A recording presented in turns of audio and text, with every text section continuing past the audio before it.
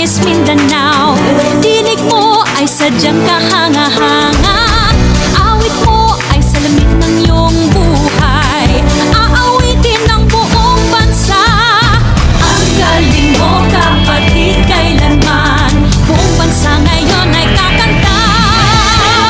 Tara na kanta na Pilipinas. Ipakita na ang galing ng Pilipino. Tara na kanta na Pilipinas. Oh, tara na kanta na Pilipinas.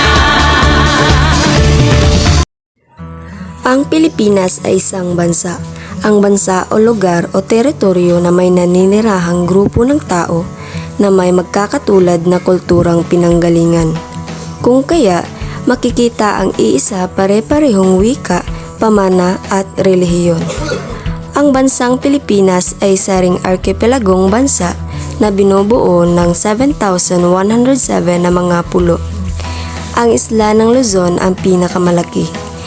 Ito rin ay nagsisilbing sentro ng pamahalaan at ekonomiya ng ating bansa. Ang Pilipinas ay pangatlo sa pinakamalaking kapuluan ng buong mundo. Sa karagdagang impormasyon, ang Pilipinas ay isa ring republikang presidensyal at konstitusyonal na gayong nahahati sa mga unit ay napapasailalim sa iisang pamahalaan. Mayroon itong Pangulo ng Pilipinas na nagsisilbing parehong puno ng estado at ng gobyerno. Inihayag ang kasarinlan ng Pilipinas mula sa impyerno ng Kastila noong Hunyo 12, 1898. Kasunod lamang ang kaganapan ng Rebolusyon ng Pilipinas.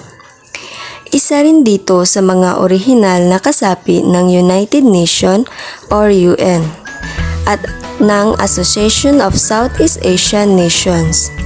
Mayroon itong mga embahado at konsulado sa 62 bansa ng buong mundo. Sa ating mundo, maraming lugar na magaganda at makasaysayan ang pwedeng mapuntahan ng kahit sinuman. Bawat bansa ay mayroong pinakamalaking lugar. Isa na rito ang ating bansang Pilipinas. Maraming mga magagandang tanawin at lugar na pwedeng puntahan ng kahit sinuman sa Pilipinas. Batid sa ganda nito ng ating bansa, maraming mga Pilipinong naninirahan dito sa Pilipinas. Dahil ang mga Pilipino ay mga mamamayan ng Pilipinas na ipinapanganak sa Pilipinas at may mga magulang na Pilipino o mga taong naging mamamayan ng Pilipinas. Ngunit sa panahon ngayon, maraming mga Pilipino ang umaalis sa kanilang tirahan at pumupunta sa ibang lalawigan o bansa. Halos makikita natin ngayon na maraming nagtatrabahong mga kapwang Pilipino sa ibang bansa.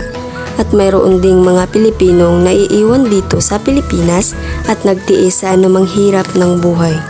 Sapagkat kahit sa ang sulok ng mundo, kilala ang Pilipino hindi lang natatanging tanawin kundi maging sa magagandang katangian at kaugalian ng mga Pilipino.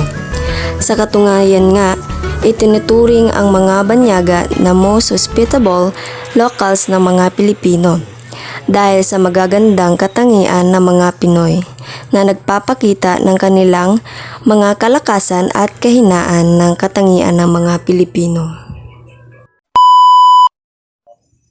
Maligayang pagdating sa aking YouTube channel. Ako po si Armelita Sifalier at ngayong araw na ito ay tatalakayin po natin ang mga kalakasan at kahinaan ng mga katangiang Pilipino upang matukoy natin kung ano ang hindi makakatulong sa paglago ng mga moral na pag-uugali. Handa na ba kayo? Halina at matuto! Unahin natin ang mga kalakasan ng mga katangiang Pilipino. Una sa mga kalakasan ng katangiang Pilipino ay ang pakikipagkapwa-tao. Ang pakikipagkapwa ay ang pagmamalasakit natin sa ating kapwa. Halimbawa ay ang pagtulong natin sa mga taong nangangailangan ng ating tulong. Ito ay nagpakita kung paano tayo nakikipagkapwa sa bawat isa. Paggalang natin sa dignidad ng iba. Halimbawa ay ang pagiging maalalahanin sa mga aksyon na gagawin. lalo na pagsangkot ang ibang tao. Pakitunguhan ang kapwa ayon sa nais nilang gawing pakikitungo sa iyo. Igalang ang sariling buhay at buhay ng kapwa. At palaging maghintay na matapos ang mga sinasabi ng iba dahil ito rin ay nagpapakita na kung paano tayo makitungo sa bawat isa. Pangalawang kalakasan ng mga katangiang Pilipino ay ang pagiging masipag at matyaga. Ang mga Pilipino ay likas na masipag at matyaga. Dahil gusto nilang maangat ang kanilang pamumuhay. Gusto nilang makamit ang mga pangangailangan nila. Kaya ko nasabi na ang mga Pilipino ay masipag at matyaga dahil ang mga OFW or Overseas Filipino Workers, sila ang nagpapatunay na ang mga Pilipino ay likas na masipag at matyaga. Sapagkat sa labas sila ng bansa naghahanap buhay. Kahit maiwan nila ang kanilang mga mahal sa buhay, kahit masakit sa kalooban na maiwan ang kanilang pamilya at mag-aalaga sila ng hindi nila kadugo. Subalit, ginagawa nila ito upang matugunan ang mga pangangailangan ng kanilang pamilya, katulad na lang rin ng mga magsasaka. Sapagkat anumang init ng panahon, ay naghanap buhay pa rin sila at nagtatanim maghapon. Nakababad ang mga paa nito.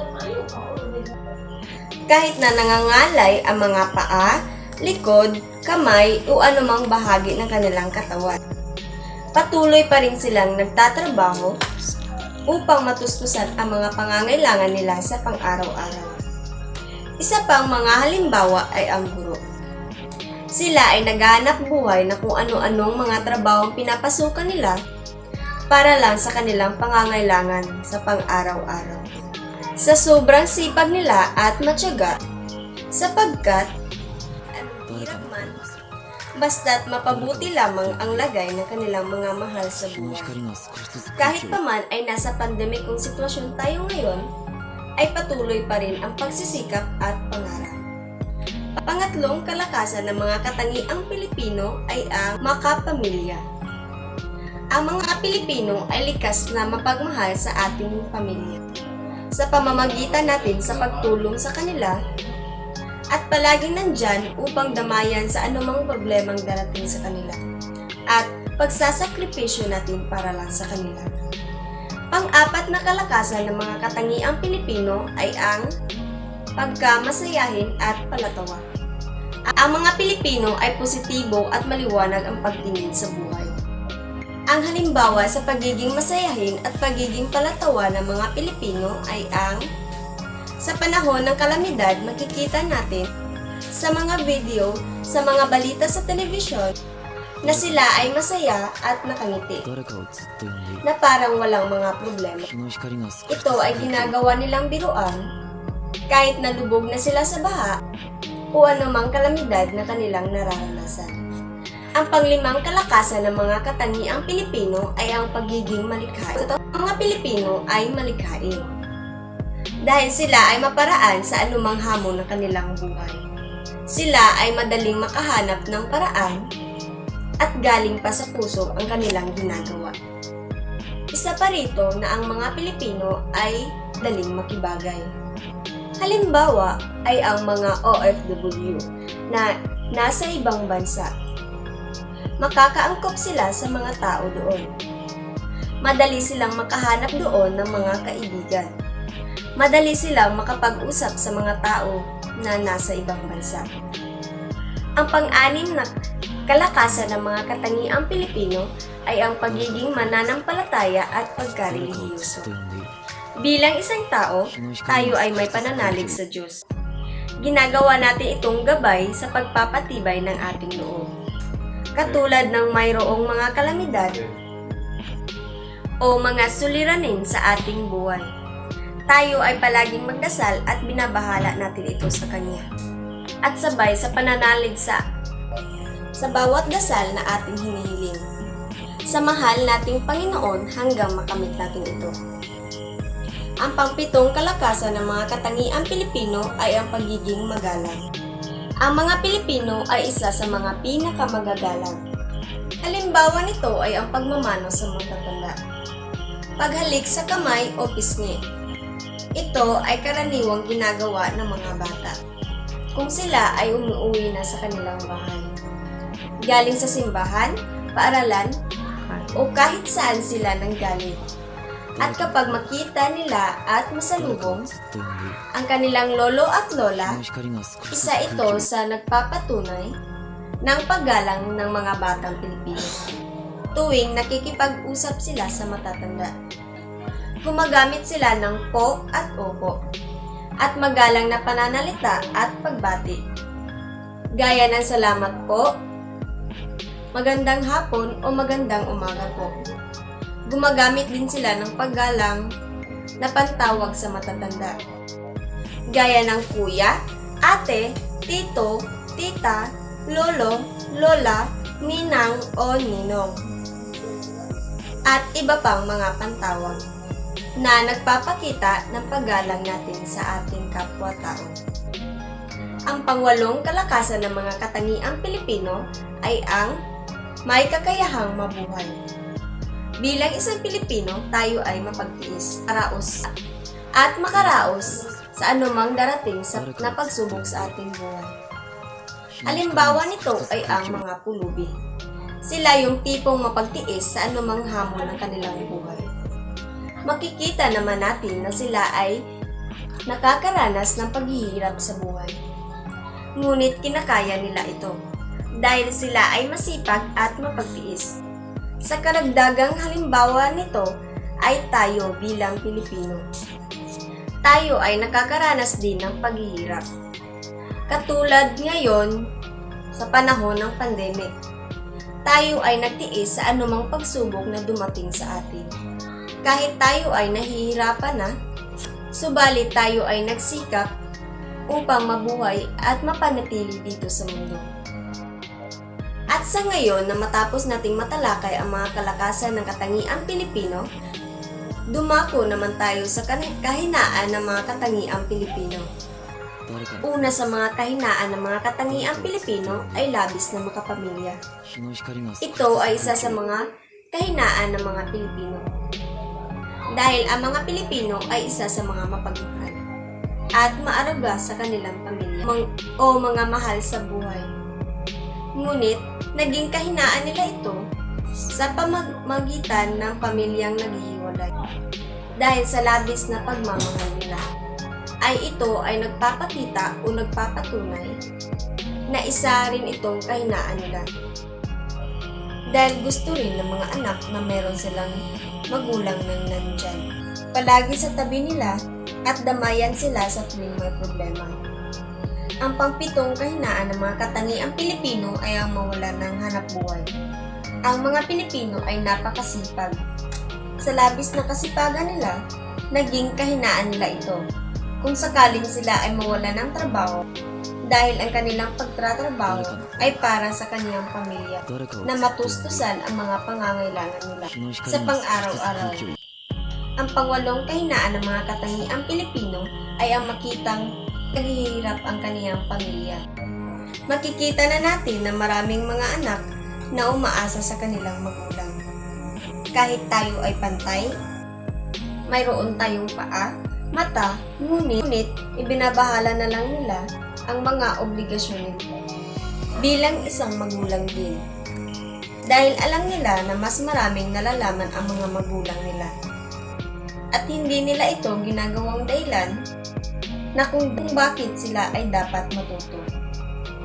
Pang-apat na kahinaan ng mga katangiang Pilipino ay ang walang kahalagahan sa pagsusuri ng mga suliranin. Maraming mga Pilipino ginagawang biruan ang mga seryosong mga problema dumarating sa kanilang buhay. At higit na ito ay hindi na nila sinusuri. At pinag-aralan ang mga suliranin na yumako sa kanilang buhay kung ano ang magiging imposibleng epekto nito o resulta ng mga suliranin na kanilang nararanasan sa kanilang buhay. Ang panglimang kahinaan ng mga katangiang Pilipino ay ang pagiging mababang pagtingin sa sarili. Tayong mga Pilipino ay mahilig magkumpara sa mga bagay na magdadala sa atin ng kahinaan.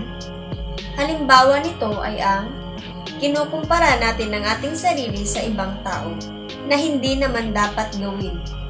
Kinukumpara natin ang ating sarili na mas higit sila sa iyo o mahusay pa sila sa iyo. Hindi na nila binigyan ng pagtingin ang kanilang sarili sa anumang bagay na ating marating, sa anumang bagay na meron tayo sa ating sarili. Ang pang-anim na kahinaan ng mga katangiang Pilipino ay ang problema sa pamilya. Ang mga Pilipino ay positibong mapagmahal sa pamilya. Ngunit naging negatibo ito sa pamamagitan ng kulang sa atensyon sa pamilya. Halimbawa, tayong mga Pilipinong nagtatrabaho dito sa Pilipinas o mga Pilipinong naghahanap buhay sa ibang bansa ay isa rin sa mga masisipag na tao. Sa labis na kasipagan nila, ay nagkulang na sila ng atensyon sa kanilang mga anak. Tayong mga anak din ay nangangailangan ng lambing sa pamilya. Dahil gusto rin ng mga anak na meron silang magulang na nandyan, palagi sa tabi nila at damayan sila sa tuwing may problema. Ang pangpitong kahinaan ng mga katangiang Pilipino ay ang mawala ng hanap buhay. Ang mga Pilipino ay napakasipag. Sa labis na kasipagan nila, naging kahinaan nila ito. Kung sakaling sila ay mawala ng trabaho, dahil ang kanilang pagtatrabaho ay para sa kaniyang pamilya, na matustusan ang mga pangangailangan nila sa pang-araw-araw. Ang pangwalong kahinaan ng mga katangiang Pilipino ay ang makitang naghihirap ang kanilang mga anak. Ang mga Pilipino ay hindi gusto makita ang kanilang mga anak na nahihirapan, kaya sila nagsisikap sa pagtatrabaho ng kung ano-ano. Kahit anumang init ng panahon, lamig ay patuloy pa rin silang nagsisikap para lang makita nila na hindi nahihirapan ang kanilang mga anak. Ang pangsyam na kahinaan ng mga katangiang Pilipino ay ang mabuting pakikitungo sa mga tao. Halimbawa ay sa tuwing may selebrasyon, ay inanyayahan nila ang maraming tao at nadama ang mga ito sa kanila. May mga bisitang dumating at ilang mga pagkain na lang ang iniwan. Kahit ito ay huling pagkain na lang para bukas, walang pagpipilian kundi lutuin ito. Kaya, nagpasya ka na magkaroon ng isang tao upang magkaroon ng pagkain at may makakain pagkatapos ng pagkain. Salamat sa pakikinig! Para sa higit pang kaugnay na video tungkol sa paksang ito, huwag kalimutang mag-subscribe sa aking channel. Bye-bye!